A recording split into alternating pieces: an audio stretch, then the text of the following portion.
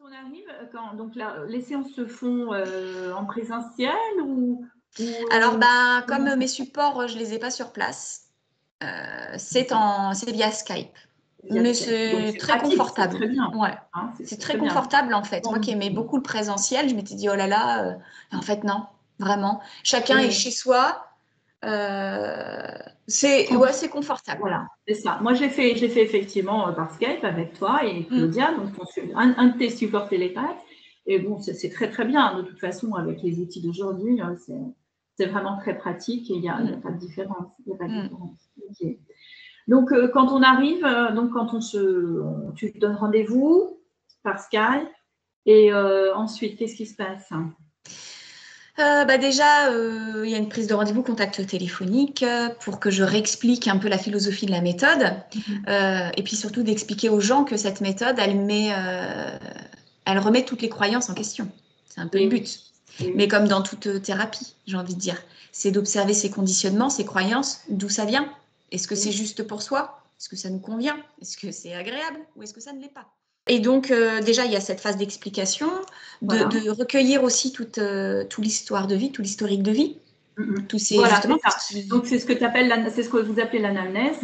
Alors, l'anamnèse, c'est un terme médical, donc on évite d'utiliser ce terme puisqu'on ne fait pas de la médecine, c'est vraiment autre chose. Donc, moi, j'appelle ça histoire de vie, votre vécu, racontez-moi un peu dans les grandes lignes. Donc, je donne quelles sont les problématiques? Ouais.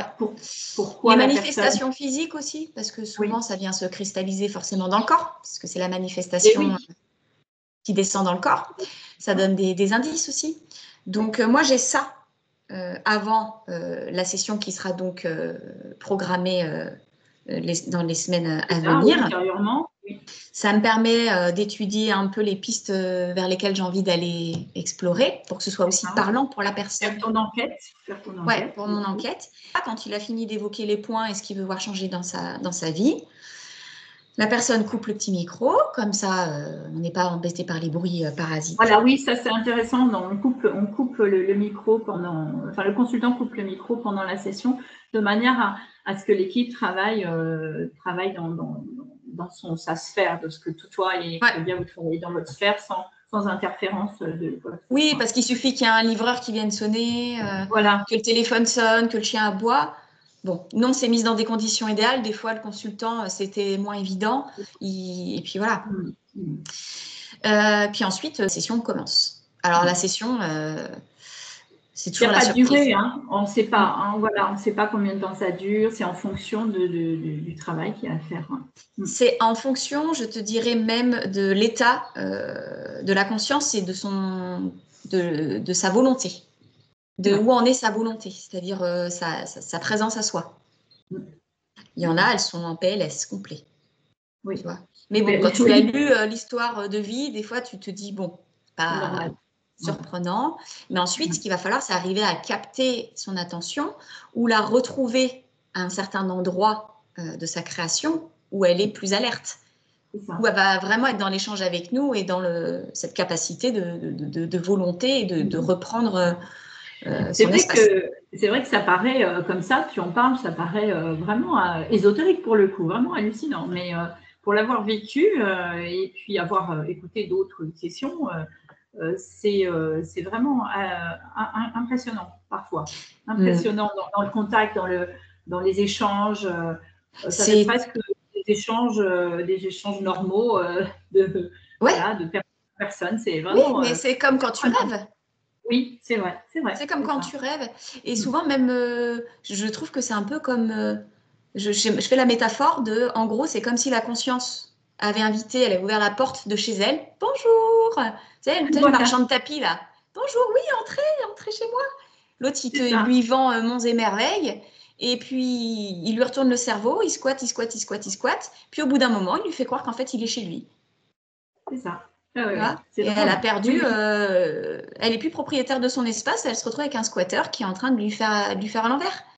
Voilà. Et d'utiliser ses ressources à elle pour lui créer son petit confort de vie. Donc on est deux. La session dure 2 heures. Il y a donc l'entretien préalable avec moi et ensuite il y a la post-session qu'on fait avec Claudia pour recueillir. La post-session, c'est-à-dire que vous reprenez contact avec le consultant pour faire un bilan.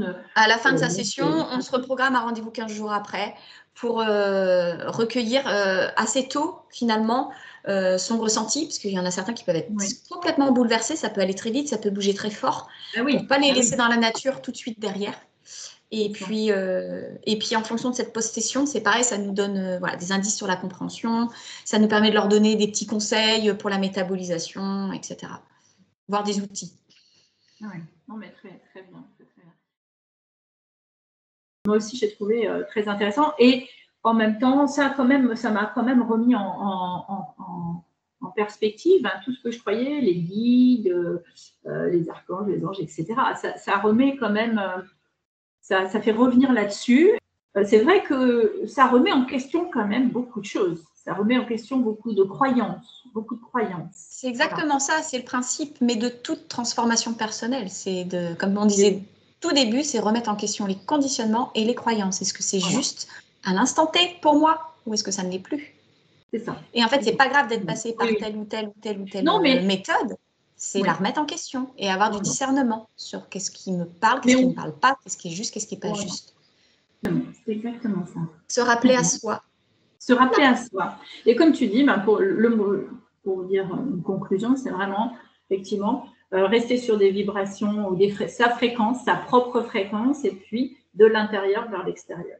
Toujours de l'intérieur vers l'extérieur et de choisir la fréquence qu'on a envie de vibrer. Voilà. Peu importe la fréquence, qu'elle soit de polarité positive ou négative, elles sont toutes là, elles sont toutes bénéfiques. C'est juste qu'aucune, c'est que ça circule, que ça reste vivant, en mouvement.